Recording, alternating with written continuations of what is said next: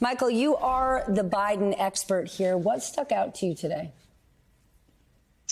Well, Stephanie, we've been reporting that since Donald Trump's criminal conviction last week, part of the White House strategy going forward is to highlight the stature gap between the commander-in-chief, the sitting president, who they believe has a strong record of accomplishment, and yes, a convicted felon who is running a campaign that is more basement than what they think Joe Biden did 4 years ago in the middle of a pandemic. And there is no more uniquely presidential moment than a sitting president going to Normandy, one of the sites of the most significant allied American example of heroism and bravery, and surrounding himself with those heroes in addition to world leaders than this.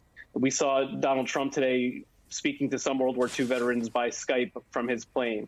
So that's one thing that stands out as part of the campaign strategy. But I think it's more than just symbolism. The message that the president was able to deliver, drawing on that moment in history to highlight a very real present day challenge. The fact that it's hard to imagine talking about it in this way, but that democracy really is still on the line today, just as it was 80 years ago. And the president's going to build on that. The political message was not lost in that speech today, but it's going to be hit even harder, I'm told, tomorrow.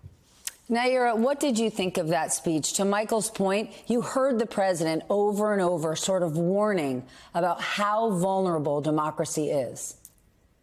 Well, we've certainly seen that vulnerability here in the United States based on what we're seeing coming up this next election, what we experienced on January 6th, a few short years ago. And it was such a contrast in character between President Biden as commander-in-chief right now and when President Trump had that same role as commander-in-chief, who avoided visiting any grave sites with World War II veterans, in fact, calling them losers and suckers because they died in war. I mean, it still boggles the mind that somebody who is responsible for whether or not the United States is going to war would treat veterans in that manner, and treat veterans in that manner while in Europe.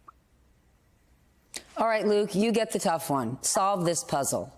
Republican Minority Leader Mitch McConnell wrote an op-ed today that seemed in many instances similar to the president's speech. He was tying D-Day to the present day, and he very clearly denounced isolationism.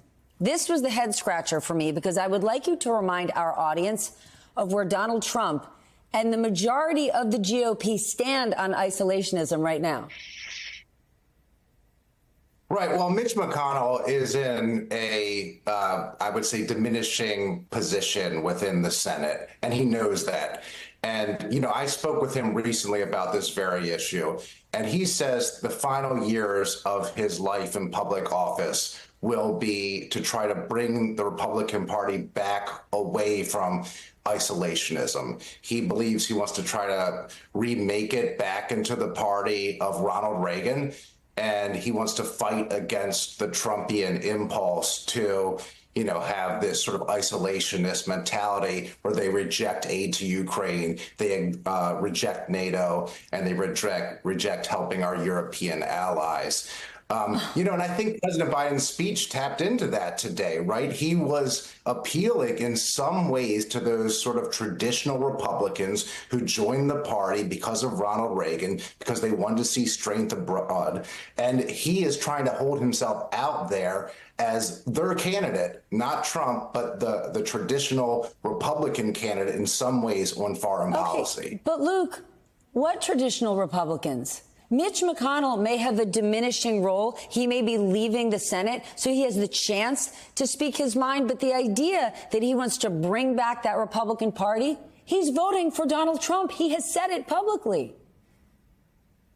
Yeah, I mean, look, Mitch McConnell's a political animal. He knows that in order to stay in a leadership position, which he's in currently in the Senate, he has to support Donald Trump. Anybody who talks with him privately knows he doesn't really like having to do that. He hasn't spoken to Trump since since December 14th, 2020, when Donald Trump refused to concede the election to Joe Biden after the Electoral College had certified it. So look, I'm not going to say that Mitch McConnell is the paragon of consistency, and he's definitely trying to have both sides. But I do think his core is with the foreign policy wing of the party and not with the isolationist wing. Of course, it doesn't actually matter what he says privately or what he feels in his heart or what he thinks in his head when he holds public office. Mike, the president's speech tomorrow is also going to echo Ronald Reagan again, but specifically the speech Reagan gave 40 years ago. Are you surprised at all by this effort to sort of tie himself to a Republican president, kind of a Republican icon? Well, this is not necessarily something that used to be about one party or another. A president, draping himself in patriotic colors used to be par for the course for presidents in both parties. It's really a mark of where we are in our politics that this is seen as maybe a play to Republicans. But that's really what the president sees as an opportunity here. Is he did an interview with ABC News tonight where he talked about how he's preparing for a debate against Donald Trump. And he really summed it up in a new way that we haven't heard before, that Donald Trump is all about himself and I'm for the country. That contrast of a president who is not motivated by his own self-interest, but by the country's interests, is something that we're going to be hearing quite a bit more from the campaign. And it speaks to the strategy of eventually, he still has some work to do, Steph, to build back the base of his party, especially with the situation in Israel and Gaza at the moment. But there is an opportunity going forward to reach out to those Republicans. The primaries may have effectively ended in March, but the Biden campaign has been studying every primary election since then, where Nikki Haley is still getting 10, 15, 20% of the vote, who those voters are, what kind of messages they appeal to. And tonight, during the NBA Finals, President Biden's campaign also launched an ad campaign draped by the flag. The flag is literally the point of the ad, and that really speaks to the fact that patriotism is now something Democrats think that they can run on. Well, it's a patriot, and patriotism is a word that Republicans have seemed to hijack over the last decade or so. And you're seeing Democratic lawmakers like Wes Moore be insistent that they want to take that term back because it doesn't belong to a party. It belongs to America. Naima, the president is also expected to meet with Ukrainian President Zelensky tomorrow. We know that there are tensions over the pace of U.S. military aid. When you think about the priorities for Ukraine in this meeting, I know it's so important for President Zelensky to just stay in our focus, get media attention, be sure that his war isn't being forgotten.